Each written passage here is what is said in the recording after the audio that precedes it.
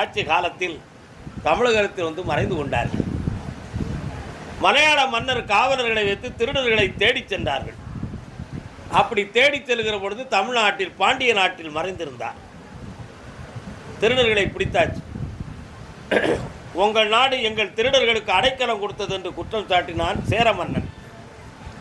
பாண்டிய மன்னன் கூறினார், எங்களுக்கு தெரியாமல் மறைந்து வந்தார்கள் இவர்கள் என்று உண்மையை சொன்னான். மன்னர்களுக்குள் இருக்கின்ற பிரச்சனைகள் தீர்ந்துவிட்டன.